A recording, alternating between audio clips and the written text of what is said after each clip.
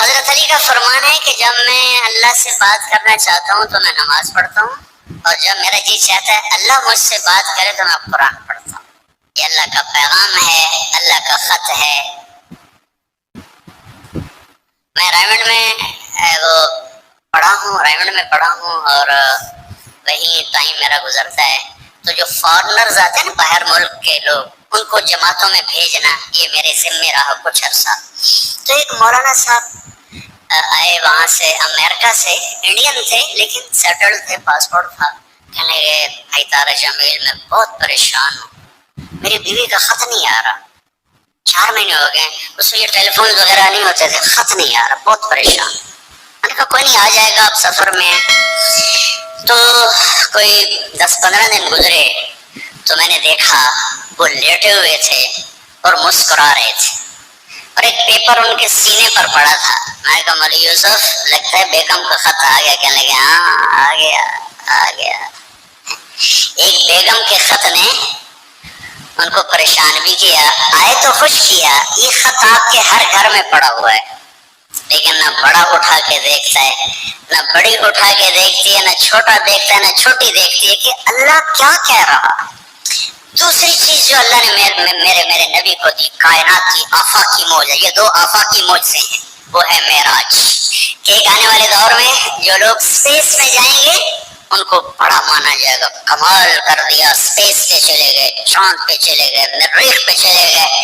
میرے رب نے اپنے حبیب کو کائنات سے بھی اوپر اٹھا کے بتایا کہ میں تمہیں ایسا نبی دے رہا ہوں، اس کے ہاتھوں میں ہاتھ دو گے تمہیں مجھ تک پہنچا دیں گے، تم چاند ڈھونڈ رہے۔ دیکھو سرجری میرے نبی کی ہوئی ہے تو اوپن ہارٹ سرجری ہو سکتی ہے، میرے نبی نے سوچ دی، وہ تو ہم زوال کا شکار ہوئے تو اور لوگ ہم سے لے گئے، ورنہ اوپن ہارٹ سرجری کا پہلا تصور میرے نبی کے سے شروع کیا گیا ہے کہ جب آپ کو معراج پہ لے جانے لگے، ام ہانی کے گھر سے آپ کو جبریل نے لیا اور حتیم میں آئے۔ حتیم وہ چھوٹی وال دیوار ہے جو بیت اللہ کے ساتھ، اس میں خالی جگہ، یہ بیت اللہ کا اندر ہے۔ جب ہمارے نبی 35 سال کے تھے تو قریش نے سوچا کہ بیت اللہ بنائیں، وہ سیدھا ہو گیا، تو وہ مستطیل تھا، لمبا زیادہ، چوڑا تھوڑا، ابراہیمی بنیادیں، یہ طے کیا کہ حلال کمائی سے بنانا ہے، حرام سے نہیں۔ اچھا، وہ پیسے اتنے بنے